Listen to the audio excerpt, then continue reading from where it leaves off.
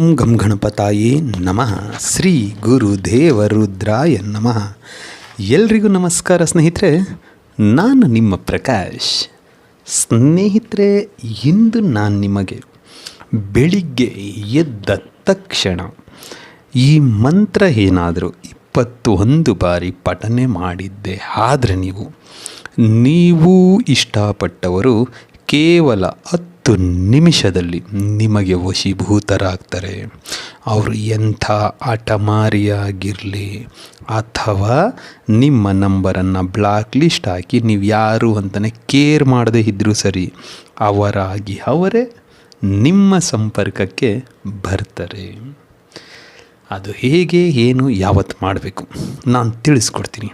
ಅದಕ್ಕೂ ಮುಂಚೆ ನನ್ನ ಚಾನಲನ್ನು ಸಬ್ಸ್ಕ್ರೈಬ್ ಮಾಡಿಲ್ಲ ಅಂದರೆ ಸಬ್ಸ್ಕ್ರೈಬ್ ಮಾಡಿ, ಲೈಕ್ ಮಾಡಿ, ಶೇರ್ ಮಾಡಿ, ಹಾಗೆ ಬೆಲ್ ಐಕಾನ್ ಬಟನ್ ಪ್ರೆಸ್ ಮಾಡೋದನ್ನ ಮರಿಬೇಡಿ. ಏಕೆ ಅಂದರೆ ಮುಂದೆ ನಾನು ಏನು ವೀಡಿಯೋಸ್ ಬಿಡ್ತೀನೋ ಅದು ಎಲ್ಲರಿಗಿಂತ ಮುಂಚೆ ನಿಮಗೆ ಬಂದು ಸೇರುತ್ತೆ. ಸ್ನೇಹಿತರೆ, ಬನ್ನಿ, ಈ ಕ್ರಿಯೆಯನ್ನು ನೀವು ಬುಧವಾರದ ದಿನ ಮಾಡಬೇಕಾಗುತ್ತೆ. ಮೊದಲಿಗೆ ಮಂಗಳವಾರದ ರಾತ್ರಿ 2 ಎಕ್ಕದ ಎಲೆಯನ್ನು ತೆಗೆದುಕೊಂಡು ಬಂದು ಇಟ್ಕೋಬೇಕು. ನಿಮ್ಮ ಹತ್ರ ಇಟ್ಕೊಂಡು ಮಲಗುವ ಸಮಯದಲ್ಲಿ 2 ಎಕ್ಕದ ಎಲೆಯ ಮೇಲೆ ನಿಮ್ಮ ಹೆಸರು ಪ್ಲಸ್ ಚಿಹ್ನೆ ಹಾಕಿ ಅವರ ಹೆಸರನ್ನು ಬರೆದು ಅದನ್ನು ನಿಮ್ಮ ಬಲಗೈಯಲ್ಲಿ ಹಿಡಿದುಕೊಂಡು ನಾನು ಇವಾಗ ಏನು ಕೊಡ್ತೀನೋ ಮಂತ್ರ, ಆ ಮಂತ್ರವನ್ನು 108 ಸಾರಿ ಪಠನೆ ಮಾಡಬೇಕು. ಪಠನೆ ಮಾಡುವ ಸಮಯದಲ್ಲಿ ನಿಮ್ಮ ಕಣ್ಣಿನ ತುಂಬ, ಮನಸ್ಸಿನ ತುಂಬ ಅವರೇ ತುಂಬಿರಬೇಕು. ಅಂದರೆ ಯಾರಿಗೋಸ್ಕರ ಈ ಕ್ರಿಯೆಯನ್ನು ಮಾಡ್ತಾ ಇದ್ದೀರೋ ಅವರೇ ತುಂಬಿರಬೇಕು. ತದನಂತರ ಅದನ್ನು ನಿಮ್ಮ ತಲೆಯ ದಿಂಬಿನ ಹತ್ರ ಇಟ್ಕೊಂಡು ಮಲ್ಕೊಂಡ್ಬಿಡಿ.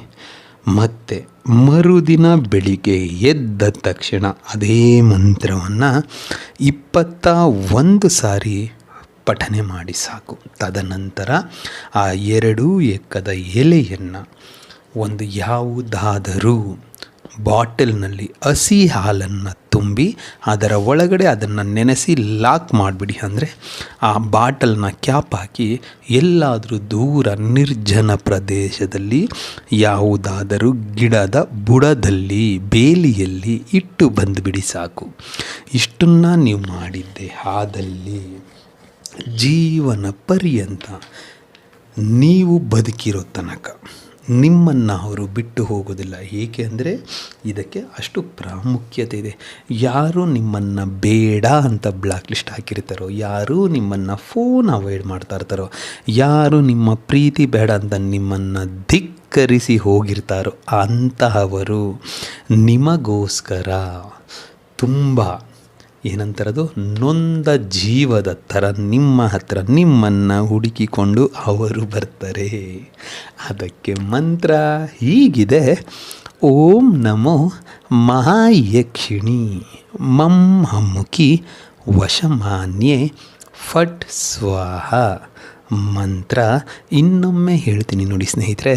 ಓಂ ನಮೋ ಮಹಾಯಕ್ಷಿಣಿ ಮಂ ಹಮ್ಮುಖಿ ವಶಮಾನ್ಯೆ ಫಟ್ ಸ್ವಾಹ.